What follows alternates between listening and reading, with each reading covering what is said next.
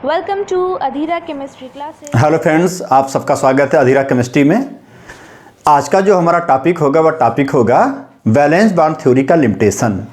आप जानते हैं कि हमारे चैनल पर जो हमारा लेसन चल रहा है वह लेसन का नाम है chemical bonding and molecular structure.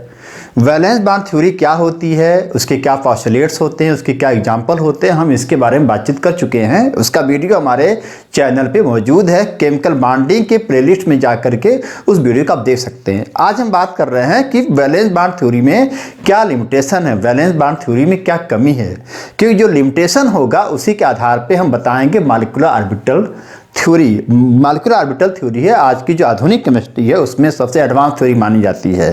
तो आज हम बात कर रहे हैं वैलेंस बॉन्ड थ्योरी का लिमिटेशन। तो पहले हम जान लेते हैं वैलेंस बॉन्ड थ्योरी क्या होती है। वीडियो हमारा है लेकिन उसके बाद भी हम जान लेते हैं। वैलेंस बॉन्ड थ्योरी की जो डिस्कवर करने वाले हैं, जिसको ऑब्जर्व करने वाले हैं, पॉस्टुलेट देने वाले हैं, बहुत सारे वैज्ञानिक हैं।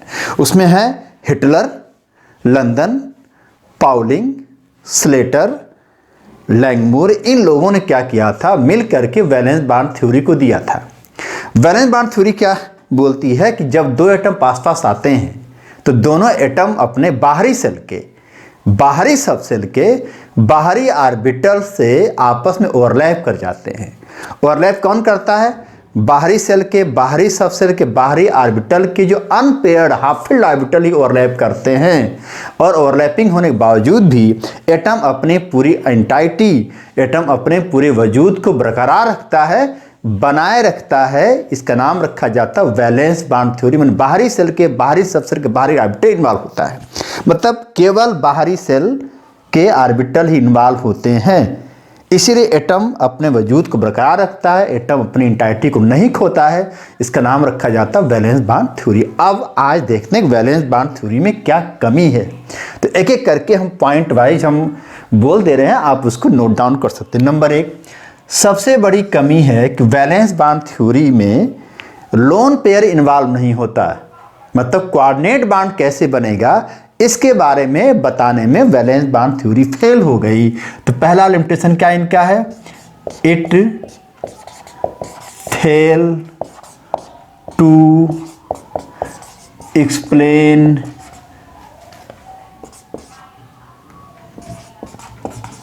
Coordinate bond. पहला इनका लिमिटेशन आप नोट क्या है? It fails to explain coordinate bond. दूसरा, वैलेंस बॉन्ड थ्योरी जो है वह ऑड इलेक्ट्रॉन बॉन्ड की बात नहीं करती है। बहुत सारे एटम ऑड इलेक्ट्रॉन बॉन्ड बनाते हैं। इवन बॉन्ड क्या होता है? जिसमें 2 इलेक्ट्रॉन शामिल हो, 4 हो, 6 हो, 8 हो, 10 हो। लेकिन अगर किसी बॉन्ड के फॉर्मेशन 1 इलेक्ट्रॉन हो, 3 हो, 5 हो तो ऑड इलेक्ट्रॉन बॉन्ड कहलाता है। तो क्या भाई, ये भी फेल हो गया। इट फेल टू एक्सप्लेन क्या है? Odd bond. ऑड बॉन्ड बनाने में यह फेल हो गया। तीसरा, बहुत सारे ऐसे मॉलिक्यूल हैं, बहुत सारे ऐसे कंपाउंड है जिसमें इलेक्ट्रॉन कम रहता है, उसके बावजूद भी उनकी स्टेबिलिटी रहती है, अपने आप मेंटेन किए रहते हैं। इस प्रकार के बॉन्ड कंपाउंड को इलेक्ट्रॉन डेफिशिएंट बॉन्ड कहते हैं। इनको इलेक्ट्रॉन डेफिशिएंट कंपाउंड कहते हैं। इसका सबसे अच्छा एग्जाम्पल डाइबोरेन है।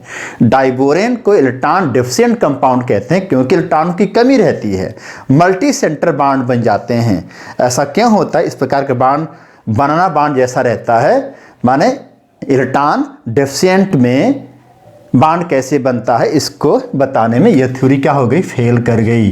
क्या है? It fails to explain electron deficient compound. Electron deficient compound में यह थ्योरी फेल कर गई बताने में। ठीक है। उसके बाद चौथा, आप जानते हैं जो ऑक्सीजन मॉलिक्यूल होता है, ऑक्सीजन मॉलिक्यूल जो है वह पैरामैग्नेटिक। आप पहले से ये जानते हैं इस केमिस्ट्री में या पूरे दुनिया में मैग्नेटिज्म के आधार पे कंपाउंड मॉलिक्यूल 3 टाइप के होते हैं। एक होते हैं डायमैग्नेटिक, दूसरा होता है पैरामैग्नेटिक, तीसरा होता है फेरोमैग्नेटिक। तो जो डायमैग्नेटिक वह होता है जिसमें मैग्नेटिक फील्ड में कोई हरकत नहीं होती है। पैरामैग्नेटिक वह होता है जिसके अंदर मैग्नेटिक फील्ड होती है और वह हरकत करते हैं, मैग्नेटिज्म तरफ अट्रैक्ट होते हैं। फेरोमैग्नेटिक वह होते हैं जो ज़्यादा पैरामैग्नेटिक होते हैं, खुद मैग्नेट जैसा ही हो जाते हैं। देखा गया है जो ऑक्सीजन मॉलिक्यूल है वह पैरामैग्नेटिक होती है, माने अनचुंबकीय होती है, मैग्नेटिक फील्ड में रखने पर अट्रैक्ट होती है। ऐसा क्यों होता है इसको बताने में वैलेंस बॉन्ड थ्योरी क्या होगी, फेल कर गई। क्या भाई, it fails to explain paramagnetic property of oxygen. यह बहुत बड़ी बात थी। तो वैलेंस बॉन्ड थ्योरी के 4 मेन लिमिटेशन है। नंबर क्या है, it fails to explain coordinate bond. Number 2 क्या है, it fail to explain odd bond. Number 3 क्या है, it fail to explain electron deficient compound. Number 4 क्या, it fail to explain paramagnetic behaviour of oxygen molecule.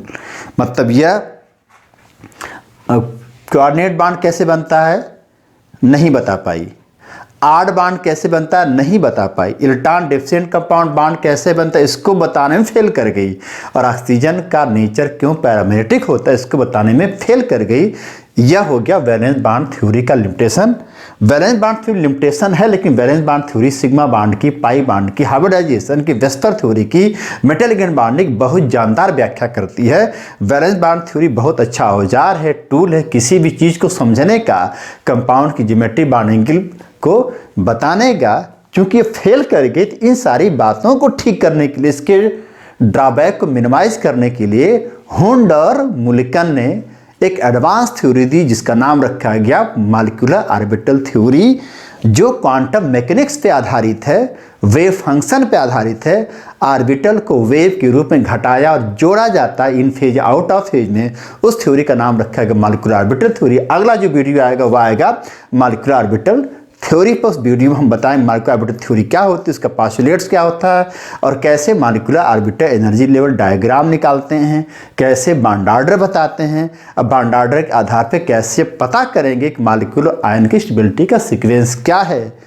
Video को देखने के धन्यवाद। अगर आप वीडियो समझ में आता है इसको लाइक कर दीजिएगा, शेयर कर दीजिएगा, और अगर अभी तक आपने अधीरा केमिस्ट्री के यूट्यूब चैनल को सब्सक्राइब नहीं किया प्लीज़ सब्सक्राइब कीजिए, फ़ायदा उठाइए। बहुत अच्छा ये चैनल है। तब तक के लिए धन्यवाद।